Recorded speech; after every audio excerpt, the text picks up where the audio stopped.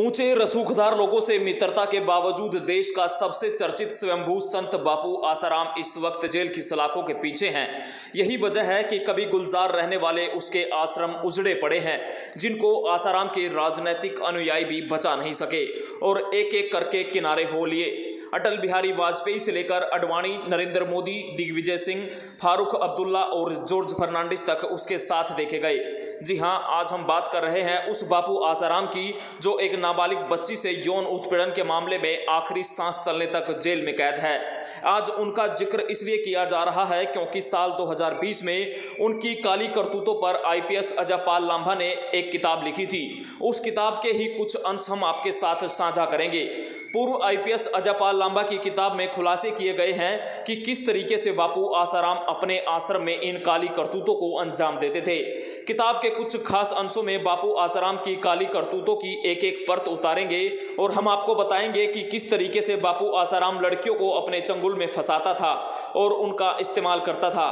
पूर्व आईपीएस अजयपाल लांबा की किताब के मुताबिक आश्रम में आने वाली लड़कियों को पसंद करने के लिए बापू आसाराम ने कुछ खास कोड वर्ड बनाए हुए थे, जिनके जरिए वह लड़कियों को अपने गुप्त कक्ष में बुलाता था। पूर्व आईपीएस अजयपाल लांबा की किताब में बताया गया है कि उनका पहला कोड था डायल 400।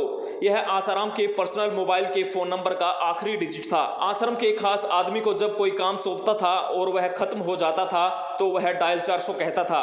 आसाराम का दूसरा कोड था एकांतवास। इस कोड को सुनते ही आसाराम के करीबियों को इस बात का एहसास हो जाता था कि कोई लड़की उसे पसंद आ गई है और अब उसे मिलना चाहता है। एकांतवास कोड के बाद लड़कियों को ऐसी जगह ले जाया जाता था जहां पर कोई न हो। इस कमरे में लड़की के जाने के बाद किसी को भी इसमें जाने की अनुमति नहीं थी। आसाराम का तीसरा कोड था काजू बादाम। आश्रम में जब भी कोई भक्त आता था, आसाराम उसे अपनी मर्जी से प्रसाद दिया करता था, लेकिन काजू और बादाम सिर्फ लड़कियों को ही मिलती थी, वो भी सिर्फ उन लड़कियों को जिसे आसाराम पसंद करता था। काजू बादाम देने वाली लड़कियों को आसाराम अकेले में मिला करता था। आसाराम के आश्रम में रात को जब भी उसके भक्त सत्संग किया करते थे, तब वह हाथ में लेजर टॉर्च लेकर घुमा करता था। सत्संग के दौरान जब उसे कोई लड़की पसंद आती थी तो वह उस पर 2 बार टॉर्च से रोशनी डाला करता था और उसके खास आदमी समझ जाते थे कि उसे क्या चाहिए। इतना ही नहीं, लड़कियों को अपने पास बुलाने के लिए कई और कोडवर्ड का इस्तेमाल किया करता था। आसाराम महिलाओं को कहता था कि तुम जोगन हो और भगवान की शरण में रहना ही तुम्हारा कर्तव्य है। फल सब्जियां थी चौथा code.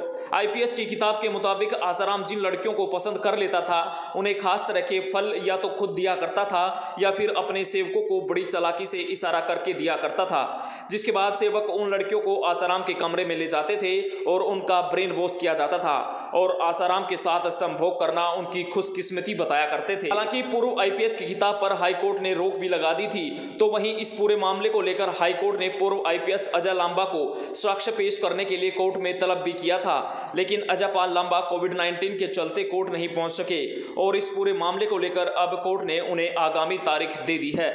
Bureau report, news broadcast.